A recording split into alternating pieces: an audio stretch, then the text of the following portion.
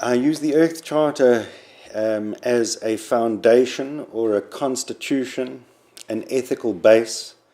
I use it for what I believe it was intended, to create a connection between our ideas about global citizenship and our need to act and express that view ethically into all of our projects.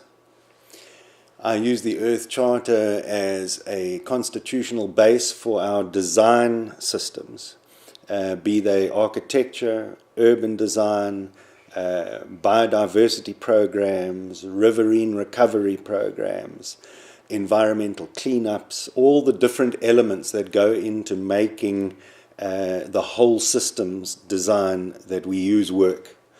So it is a cornerstone or a very clear foundation that I find incredibly useful.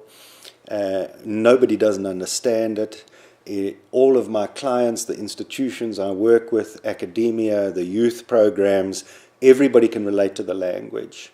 So it is a universal document, and I use it universally as a constant reference. And I've never, although I've committed it to memory a long time ago, I physically use it as a checklist, as a template. So as we're going through a design process for, say, it's a community upliftment program or a green cities recovery type program, we use it as foundational also to permaculture as a design system to make sure all the ethical side is completely balanced. But it's also a very practical checklist because it includes all of the elements. A lot of people think of it as a purely values-based document, something that can help you constitutionally with your politics or with your company vision or mission or any of the internal aspects. But for me, it's also quite a complete list of all those elements, the real practic, objective, external elements that have to comprise the way we model. And what my organization and myself is modeling is intelligent life on Earth. To me, it is the ethics document that points towards what ethical, intelligent, sustainable, and integral human life on this planet would look like. A lot of engineering houses, a lot of city planners seem to be planning to live on the moon or on Mars or in some sterile place where they can simply impose a practical or efficient design.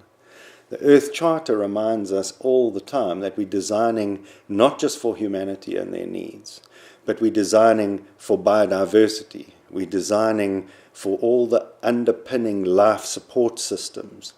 We're designing a system at a very high order of consciousness, where we are conscious that we are part of an entire integrated system of life, which includes all sentient life, from microbial life through the whole biological cycle, all the systems that convert minerals into food, and all the metabolism of the globe.